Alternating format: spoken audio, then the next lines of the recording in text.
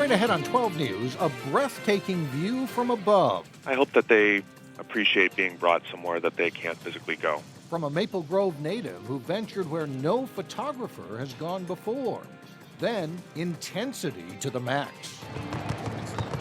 The training facility that goes beyond the norm to help people reach new fitness heights. But first, it's not just madness, it's also big business. 12 News starts right now. Hello, everyone. It lowers workplace productivity and even pits friends and coworkers against each other. That it does. The NCAA men's basketball tournament is pure madness, but as we said, it's also big business. Delane Cleveland joins us now with a look at how it impacts the local restaurant industry.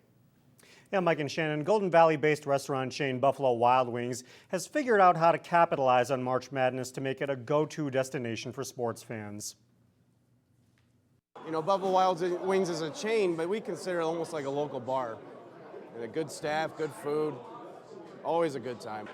Bill Harrison of Maple Grove has made it an annual tradition to take time off work to watch the first round of games at the Buffalo Wild Wings in Crystal. He's not alone. The manager here says that on a normal Friday, they only have about 7 people working, but they have 15 people on staff today to handle the tournament crowd. And they also sell about 100 cases of wings over the course of the weekend, which is double their usual number. Of course, the manager says being an official sponsor of March Madness doesn't hurt either. There's TVs everywhere. You know, I can have literally every basketball game on that's being played right now. You know, we have the volume on, and you know, we really try and create, you know, an atmosphere of you know, having a good time and having fun. While it was definitely busy today, the manager at the Crystal Buffalo Wild Wings says they probably won't surpass last year's sales totals because the Gophers aren't in the tournament this year. Mike? All right, thanks, Dwayne. Other news now, charges are now filed against a Robbinsdale man accused of firing gunshots in a residential neighborhood. Markel Lindsay is charged with attempted murder and second-degree assault with a dangerous weapon. He's accused of firing shots at 2 men in a car. It happened Wednesday afternoon near 39th and Quail. According to the criminal complaint, Lindsay told authorities he fired shots because he thought one of the men in the vehicle was reaching for a gun. Police arrested Lindsay at his home a short distance away. Today, the Minnesota Senate passed a sweeping tax relief bill. The bill uses the state's billion-dollar budget surplus to provide more than $400 million in tax breaks. It also repeals controversial business-to-business sales taxes. It was being debated in the House as we went to air on Friday. Republican leaders felt more of the surplus should have been used for tax relief. National credit rating agencies feel differently. Minnesota's credit rating was previously downgraded for not having enough reserves. A section of Medicine Lake Drive in Plymouth will be closed starting Monday for a large retaining wall project. The 1,100-foot wall along Medicine Lake was designed to protect a walking trail, the road, and a hillside from erosion. But the wall itself started showing problems more than 10 years ago. The city says some damaged sections have made the trail unsafe for users. The new wall will cost more than $950,000 in all. It's expected to be finished in about 3 months.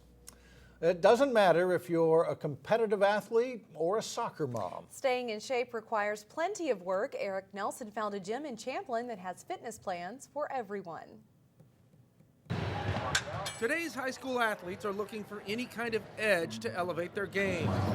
That is why many prep players from the Twin Cities flock to Velocity Sports in Champlin.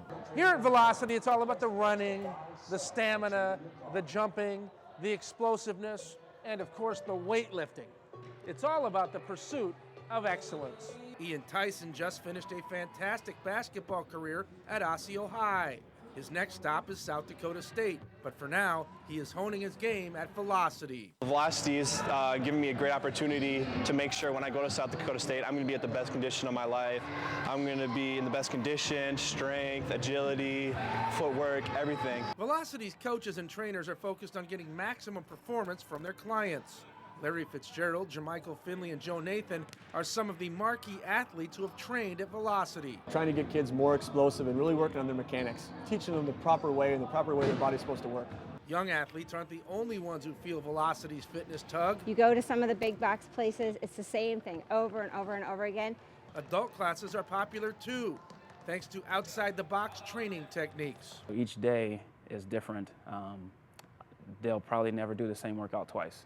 I don't know where else you can go and push big boxes and flip tractor tires, pull sleds. We always joke that this is like doing the NFL combine training, but we're a lot slower than those NFL guys.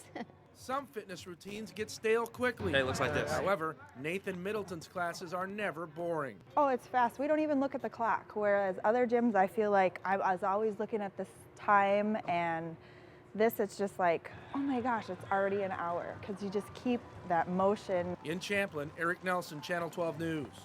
All right, thanks, Eric. Robbinsdale is making plans to host hundreds of runners on 2 consecutive days in May. The inaugural Birdtown Half Marathon is set for Saturday, May 17th. On Sunday, the 18th, Robbinsdale just approved plans for the Lopit Foundation City Trail Run. Both events will require certain streets to be closed in the downtown area. City officials say having so much foot traffic in town on back-to-back days should give local businesses an economic boost. But in the future, they might want to have the events on separate weekends. It's great to have these 2 new events. Ideally, I think in the future, we'll probably work with the Lopit organization to maybe find some different dates so we can co-promote. But we wanted the opportunity for them to be here. It's another opportunity for the city to showcase itself. So we did negotiate and kind of worked it out. So they're the same weekend but different days. The Lopit Run will take about 500 runners along trails all the way to the Sculpture Garden in Minneapolis. Coming up, breathtaking views that require a lead stomach. You'll meet a Maple Grove native who captured pictures atop the One World Trade Center.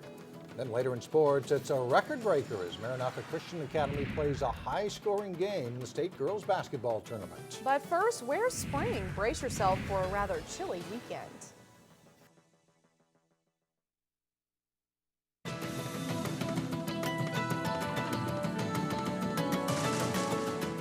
You never know what an idea can become. A photo editor for Time magazine wanted to give people a new perspective of New York. Jonathan Woods did that by taking a photo from the top of the new One World Trade Center. He grew up in Maple Grove, and we reached out to him by phone today to talk about his famous photo. There were a million things running through my head. It's a panoramic photo of New York City that makes you feel like you're on top of the world. It really started within the walls of Time as this harebrained idea that I had to climb up to the top of the spire and take a picture. If you haven't seen the picture, go online to take a closer look. And by closer, I mean zoom in around New York City.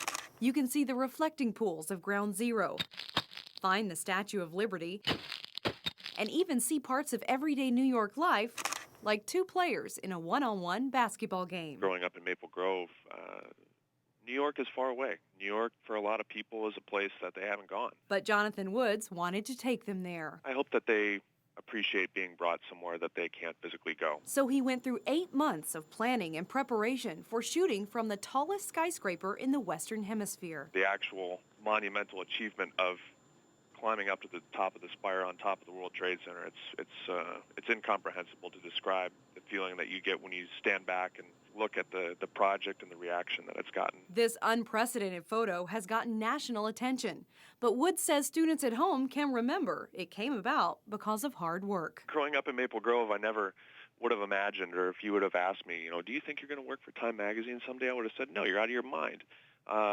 So life takes you some very interesting places, and I think the most important thing to remember is that you really can do anything if you commit yourself to it. And there is also a video where Jonathan talks about everything his team had to do to make this shot happen, and we've put a link to that on our website, 12.tv. So, Mike, they had one chance to get this done, so they had to think of really everything: wind, vibrations from the building, everything up there. Like, what was that, 1,800 feet nearly? Yes, they were way up there, 1776, I believe. Ooh.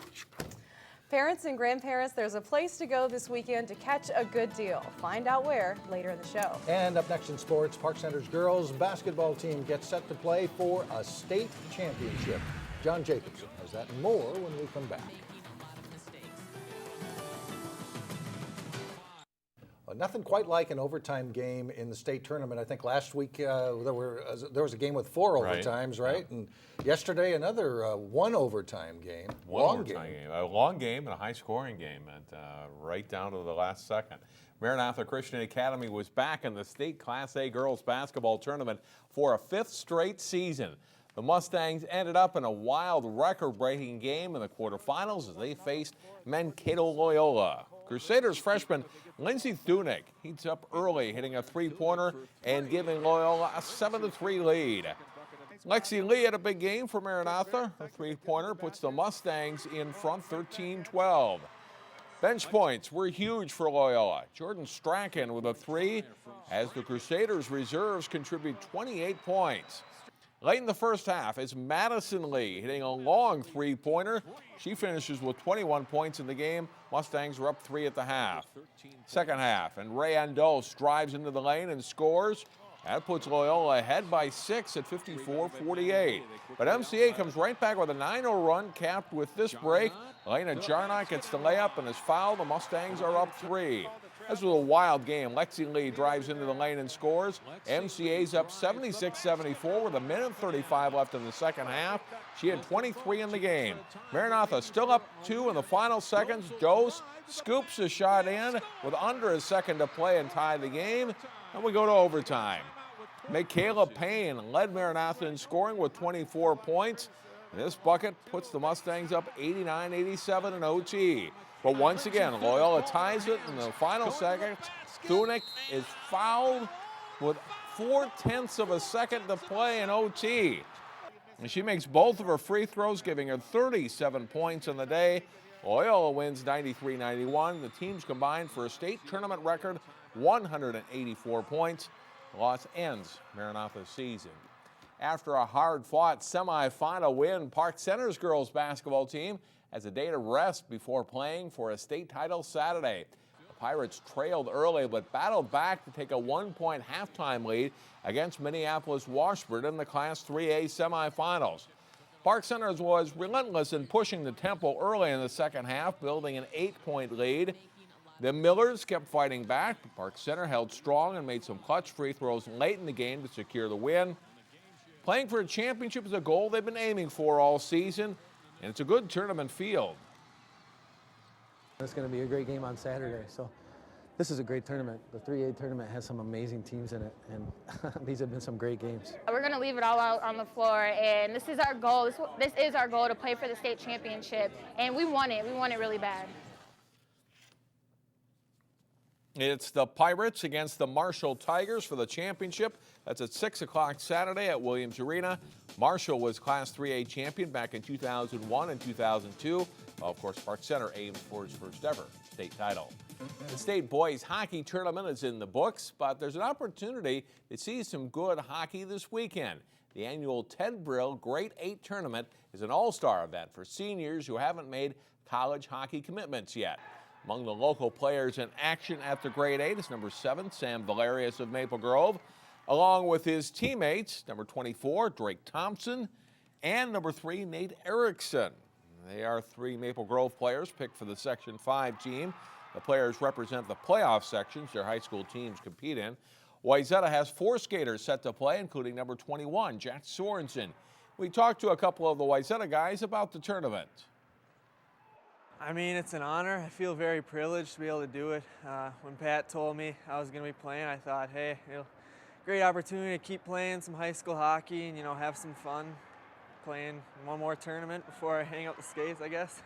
Obviously, the season didn't end as we wanted to, but, still to know that the 4 of us that have been selected had enough success in the season to continue playing with a great group of guys, it's going to be fun.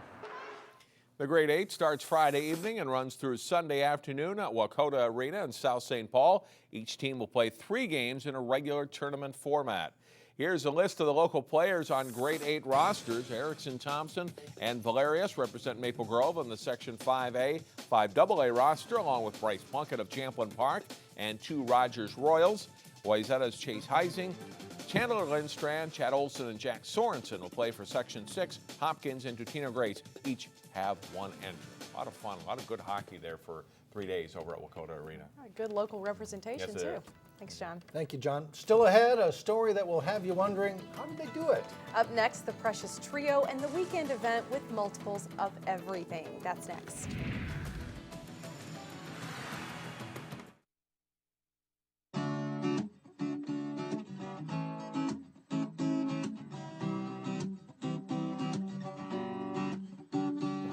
you head out to the Super Kids sale this weekend, you may think you're seeing double or even triple. Don't worry, your eyesight's just fine. The Northside Moms of Multiples Club is holding its annual sale and hoping their extra stuff can go to a family in need. Cassie Bonstrom has more in today's Weekend Showcase. These days, Molly Dvorak is seeing everything in threes. We have 3 extra saucers, we have 3 high chairs, we have 3 car seats, we have 3 cribs. Of course, the most important trio is her 9-month-old triplet boys. Henry is like our big bruiser guy. Nolan is our pretty boy, active. Graham is more of our observer, but a flirt. Molly's got a system down with her babies. We are very much all about schedule. But it doesn't mean it's easy. You're faced with the same challenges. I just have to face it times 3. 3 times the bottles, feedings, and diapers. Today, only 2 of the 3 would go down for their morning naps. Despite the challenges, however, Molly and her husband Dave are loving this wild ride. I love all their different personalities. You know, they're very individual little boys. What they don't always love is all of the stuff that's taken over their house. It's definitely more like it's not our space anymore. It's all the baby space. 3 of everything, you know, 1, 2, 3. I could probably fill 3 or 4 of these racks. Now that the boys have outgrown a lot of it, she's ready to pass it on to the next moms in need at this weekend's Moms of Multiples sale. This is all going, and then plus 9 bins that are in the garage. Molly's anxious to get the old stuff out, knowing new stuff for the triplets' next stage of life isn't far behind. The next set of car seats that are soon going to come out of the box. She's accepted the fact that her house will likely always be cluttered, but that's a small price to pay, she says, for the joy of motherhood times 3. I wouldn't trade it. If they said if you could go back and just have one, would you? And I wouldn't do it. I love it. In Coon Rapids, I'm Cassie Bonstrom, 12 News. And if you're interested in attending tomorrow's sale, head to the Presbyterian Church of the Master in Coon Rapids between 9 a.m. and 2 p.m. We'll put the information on our website as well, and that is 12.tv. So moms can stock up on a lot of good stuff at good prices there. Can you imagine how much stuff, if you have triplets or, you know, that is a how much lot stuff of you work might collect over the years? just to get ready for that sale. That's a lot of Yeah. work, so I hope she does well. Yeah. That's all the news we have for now. Thanks for joining us, everybody. Stay with us. Community Corners coming up next. Have a great weekend, everyone.